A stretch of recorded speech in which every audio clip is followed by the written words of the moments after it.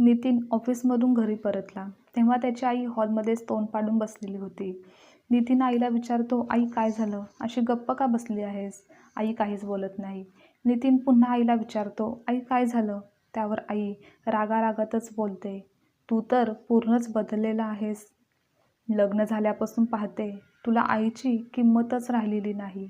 आता मी दुपारपासून जेवलेले नाही, पण या घरात साधं मला कोण विचारत पण नाही. कोणी जेवायला देत नाही. त्यावर नितीन बोलतो, का जेवण बनवलं नाही का? आणि तू का जेवली नाहीस? स्वाती कुठे आहे? कुठे गेली आहे? तर आई बोलते, मला नाही माहिती कुठे गेली आहे आणि कधीच घरातून बाहेर गेली आहे.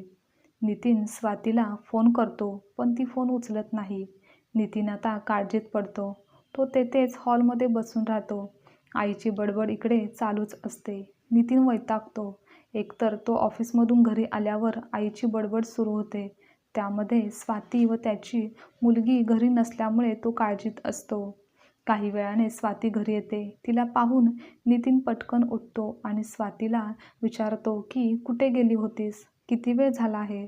स्वाती बोलते, अहो पिलूची तब्येत बरी नाही आहे. तिला त्रास होत आहे. त्यामुळे मी तिला दवाखान्यात घेऊन गेले होते. डॉक्टरांनी औषधे दिली आहेत, पण 2 दिवसात कमी झाले नाही तर काही टेस्ट करण्यास देखील सांगितलेले आहे. नितीन पटकन मुलीला जवळ घेतो.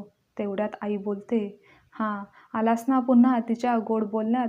ती काहीही सांगते आणि तू विश्वास ठेवतोस.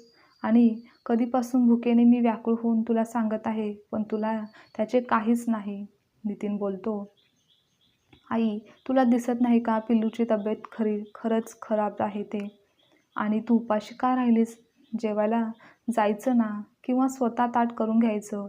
स्वाती सुद्धा बोलते, आई मी तुम्हाला सांगून गेले होते मला वेळ होईल, जेवण बनवलेलं आहे, तुम्ही ताट करून घ्या म्हणून.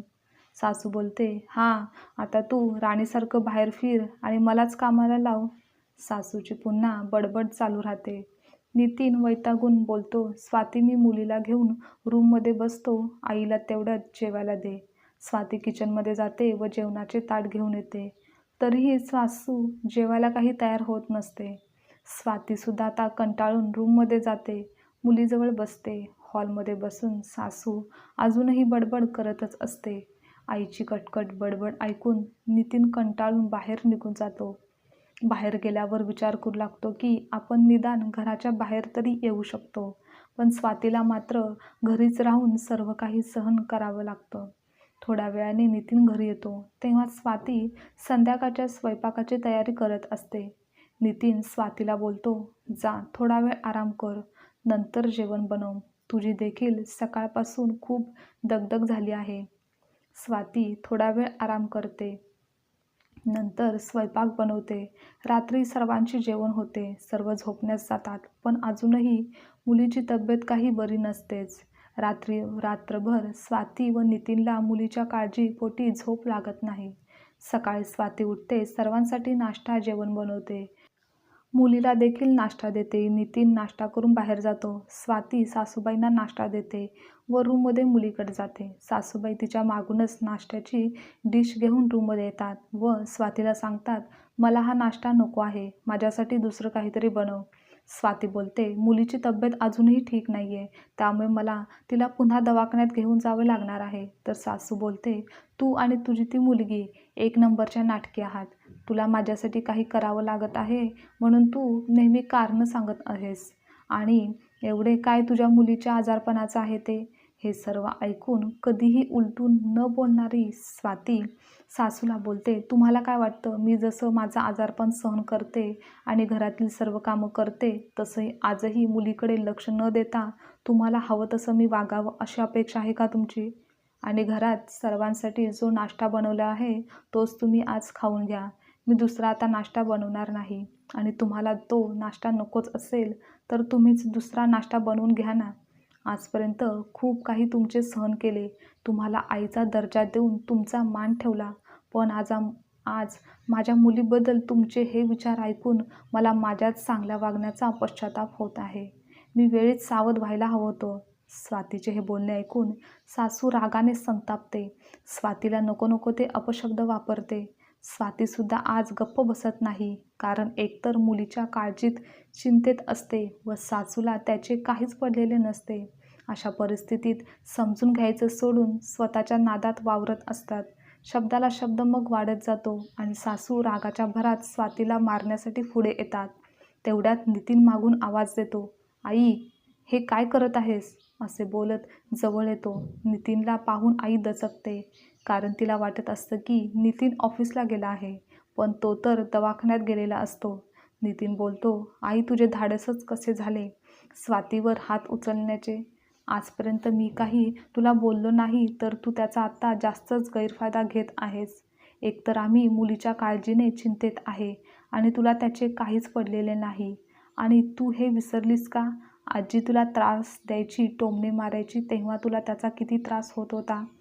तू बाबांना सांगून कशी रडायचीस, तेव्हा तुला या सर्वांची जाणीव आहे ना? तरीही तू तुझ्या सुनेशी असे का वागतेस? एक स्त्री असून दुसऱ्या स्त्रीला असं दुःख का देतेस?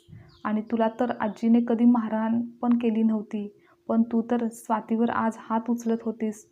"आई, मी आता गप्प बसणार नाही. आता अजून अन्याय मी सहन करू शकत नाही आणि पाहू शकत नाही." आई गप्प राहते, काहीच न बोलता रूममध्ये निघून जाते. नितीन स्वातीला सांगतो, "तू जास्त काळजी करू नकोस. आपण लवकर दुसऱ्या शहरात राहायला जाऊ, कारण मी नवीन नोकरीच्या शोधात आहे. ती मला लवकरच मिळेल. असे हे घरातील वातावरण आपल्यासाठी चांगले नाही." हे ऐकून स्वातीचे मन भरून येते. आपला नवरा न्यायाच्या बाजूने उभा आहे, अन्याय सहन करणारा नाही, हे पाहून तिला त्याचा आधार वाटतो. नाहीतर या समाजातील बरेच पुरुष असे असतात की बायकोलाच गप्प करतात व अन्याय सहन करायला भाग पाडतात. आज नितीनने त्याच्या आईच्या चुकीच्या वागण्याचे समर्थन न करता बरोबरच्या बाजूने उभा राहिला. त्यामुळे स्वातीच्या मनात नितीनविषयी अजूनच प्रेम व आदर वाढला होता.